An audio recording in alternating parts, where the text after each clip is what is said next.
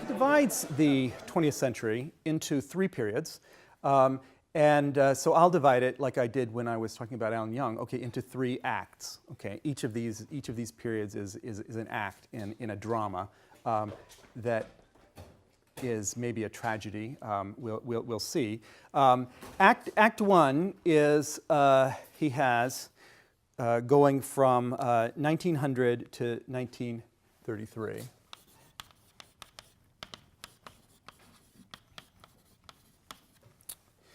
And is that right, 1900? Yeah, 1900 and 1933. And this is about, in his story, he in fact calls it the confrontation of the Fed and the gold standard. This confrontation doesn't really begin until after World War I.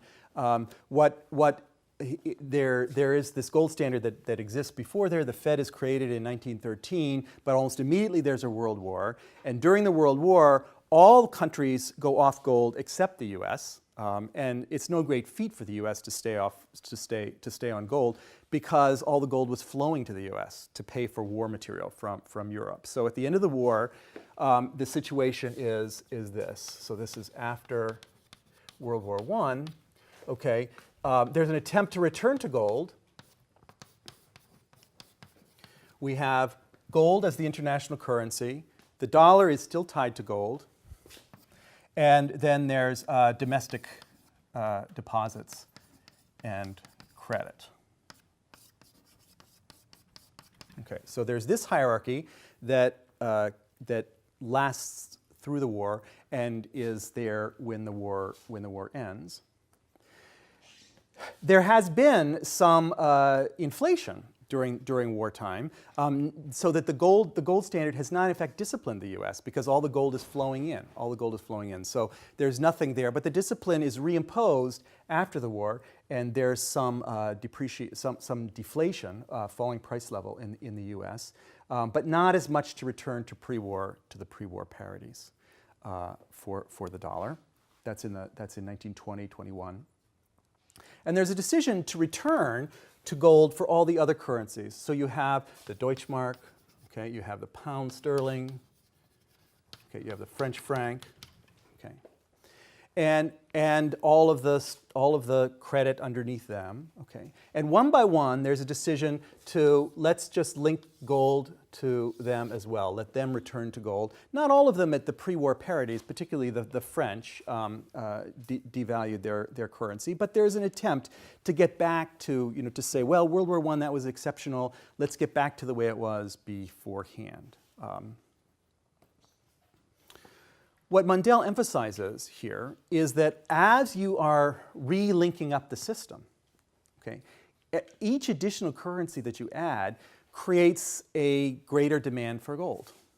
Okay, if you're not on a gold standard, you don't have to have gold reserves. You don't need them. Okay, but if you're linking to gold, you need more gold reserves. So as each additional currency links up, okay, there's an increased demand for gold. And gold, okay, becomes increasingly scarce, increasingly undervalued. So here's the first time where you could have revalued gold to solve that problem, and you didn't. You didn't. Gold gets increasingly scarce.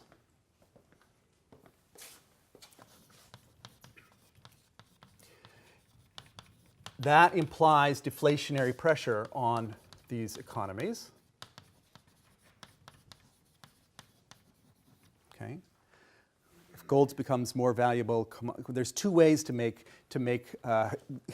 there be more gold. You could just by fiat raise the price of gold, or you can keep the price of gold and lower the price of everything else. Okay, and that's what deflation is doing there, and that's bad for the economies, and so it's resisted by these national central banks. It's resisted by these national central banks. They're not allowing this deflation to happen. In 1931, the key mistake, according to Mundell, was made by the Fed in 1931. when the Fed tried to defend the gold standard by raising interest rates in the middle of a deflationary episode. Okay, so it adds insult to injury there. By increasing interest rates from, these sound like ridiculously small numbers, from 1.5% to 3.5%. But this is in a deflationary period, so these are very high real interest rates here. And the consequence is to make gold even more scarce because all the gold is flowing into the US, okay, to being attracted by these high interest rates. And that forces all of these different countries to go off of gold, to drop that, and eventually the US does as well, and there's a worldwide depression.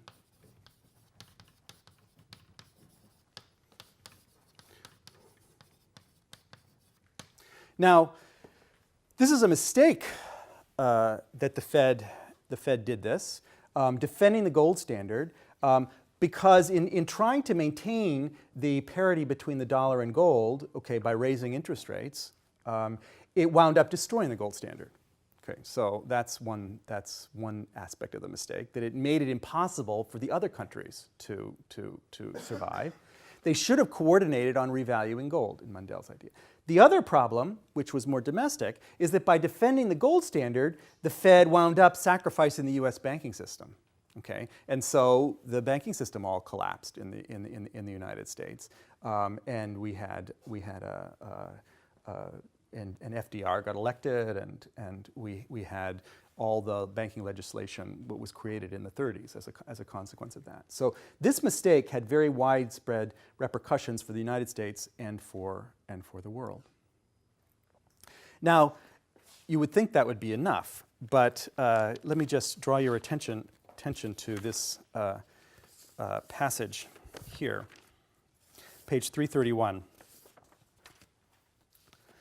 He says, had the price of gold been raised in the late 20s, so this is the revaluation, or alternatively, had major central banks pursued policies of price stability instead of adhering to the gold standard, so that is allowing their currencies to float, okay, instead of adhering to the gold standard, there would have been no Great Depression, no Nazi revolution, and no World War II. Okay. So this is an international monetary standard theory of history, as far as I can see, okay? And perhaps he goes a bit overboard there, okay? Or we can say he does go a bit overboard there.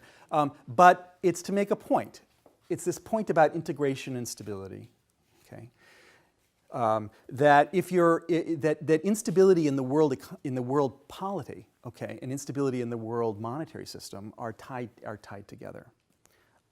Now, as a student of politics, I would say the reason why we couldn't get together to do the right thing was in fact because the politics didn't work. Okay, so it's not like if we had gotten together and done the right thing, we wouldn't have had these wars. Well, if we'd been able to get together and do the right thing, okay, we wouldn't have had these wars, but we weren't able to, and so these are symptoms of the same thing, really. But it makes it dramatic, and I kind of like that, actually, as a money guy myself. It's dramatic reading, creating a story of the 20th century that's entirely about international monetary errors of one kind or other, and causing Nazism. Yes, Jay? Can I ask a question? You said that the attempt to defend the gold standard hurt the American banking sector. Could you explain how that was the case? Well, okay, so there are two par relationships that we're concerned with here. One is the mint par here,